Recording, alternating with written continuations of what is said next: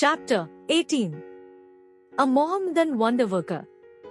Years ago, right in this very room you now occupy, a Mohammedan wonder worker performed 4 miracles before me. Sri Yukteswar made this surprising statement during his first visit to my new quarters. Immediately after entering Serampore College, I had taken a room in a nearby boarding house called Panthi. It was an old-fashioned brick mansion, fronting the Ganges. Master, what a coincidence! Are these newly decorated walls really ancient with memories? I looked around my simply furnished room with a vacant interest. It is a long story. My guru smiled reminiscently. The name of the fakir 18-1 was Afzal Khan. He had acquired his extraordinary powers through a chance encounter with a Hindu yogi. Son, I am thirsty, fetch me some water. A dust-covered sannyasi made this request of Afzal one day during his early boyhood in a small village of eastern Bengal. Master, I am a Mohammedan. How could you, a Hindu, accept a drink from my hands? Your truthfulness pleases me, my child. I do not observe the ostracizing rules of ungodly sectarianism. Go, bring me water quickly. Afzal's reverent obedience was rewarded by a loving glance from the yogi. You possess good karma from former lives, he observed solemnly. I am going to teach you a certain yoga method which will give you command over one of the invisible realms.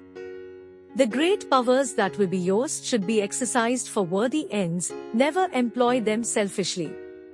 I perceive, alas, that you have brought over from the past some seeds of destructive tendencies.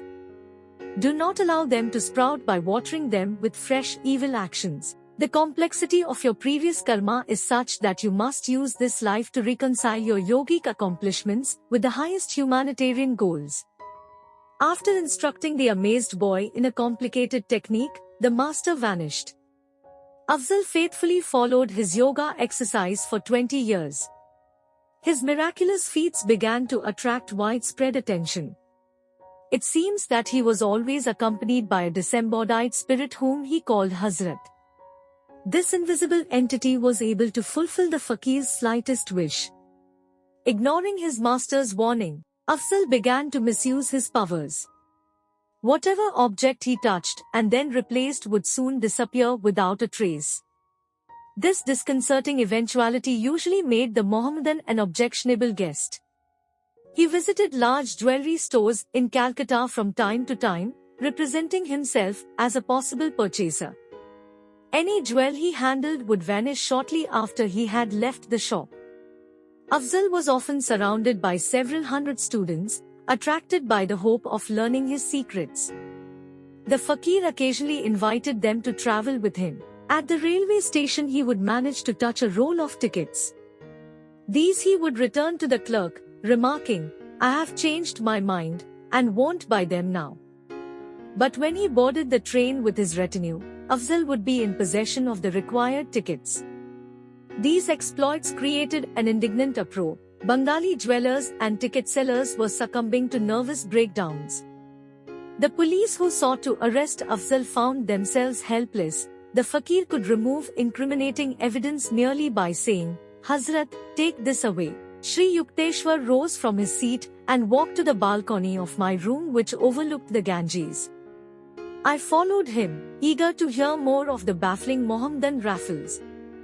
This Panthi house formerly belonged to a friend of mine. He became acquainted with Afzal and asked him here. My friend also invited about 20 neighbors, including myself. I was only a youth then, and felt a lively curiosity about the notorious fakir. Master laughed. I took the precaution of not wearing anything valuable. Afzal looked me over inquisitively, then remarked, You have powerful hands. Go downstairs to the garden, get a smooth stone and write your name on it with chalk. Then throw the stone as far as possible into the Ganges. I obeyed. As soon as the stone had vanished under distant waves, the Mohammedan addressed me again. Fill a pot with Ganges water near the front of this house. After I had returned with a vessel of water, the fakir cried, "Hazrat, put the stone in the pot." The stone appeared at once. I pulled it from the vessel and found my signature as legible as when I had written it. Babu, 18 to 3, one of my friends in the room, was wearing a heavy antique gold watch and chain. The fakir examined them with ominous admiration. Soon they were missing. "Afzal, please return my prized heirloom." Babu was nearly in tears.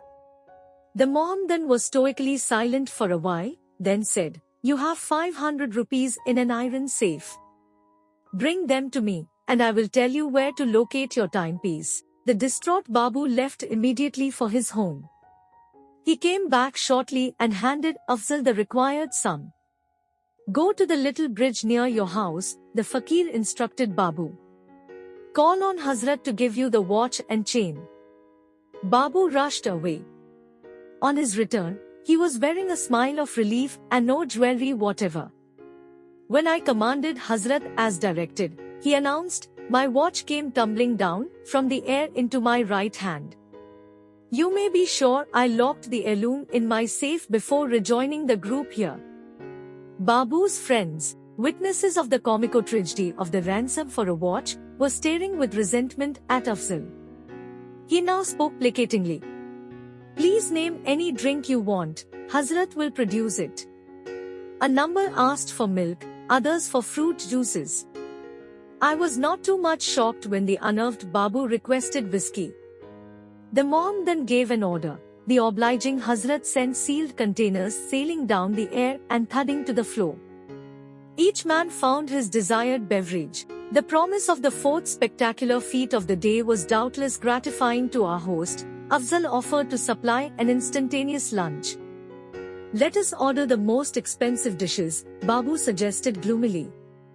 "I want an elaborate meal for my 500 rupees. Everything should be served on gold plates." As soon as each man had expressed his preferences, the fakir addressed himself to the inexhaustible Hazrat. A great rattle ensued. Gold platters filled with intricately prepared curries, hot luchis, and many out-of-season fruits landed from nowhere at our feet. All the food was delicious. After feasting for an hour, we started to leave the room. A tremendous noise, as though dishes were being piled up, caused us to turn around. Lo! There was no sign of the glittering plates or the remnants of the meal. "Guruji," I interrupted, "if Afzal could easily secure such things as gold dishes, why did he covet the property of others?" The fakir was not highly developed spiritually, Sri Yukteswar explained. His mastery of a certain yoga technique gave him access to an astral plane where any desire is immediately materialized. Through the agency of an astral being, Hazrat, the Mohammedan could summon the atoms of any object from etheric energy by an act of powerful will. But such astrally produced objects are structurally evanescent, they cannot be long retained. Afzal still yearned for worldly wealth which, though more hardly earned, has a more dependable durability. I laughed. It too sometimes vanishes most unaccountably. Afzal was not a man of God realization, Master went on. Miracles of a permanent and beneficial nature are performed by true saints because they have attuned themselves to the omnipotent Creator. Afzal was merely an ordinary man with an extraordinary power of penetrating a subtle realm not usually entered by mortals until death. I understand now, Guruji. The afterworld appears to have some charming features. Master agreed. I never saw Afzal after that day. But a few years later Babu came to my home to show me a newspaper account of the Mohammedan's public confession. From it I learned the facts I have just told you about Afzal's early initiation from a Hindu guru. The gist of the latter part of the published document, as recalled by Sri Yukteswar, was as follows. I, Afzal Khan, am writing these words as an act of penance and as a warning to those who seek the possession of miraculous powers. For years I have been misusing the wondrous abilities imparted to me through the grace of God and my Master. I became drunk with egotism, feeling that I was beyond the ordinary laws of morality. My day of reckoning finally arrived. Recently I met an old man on a road outside Calcutta.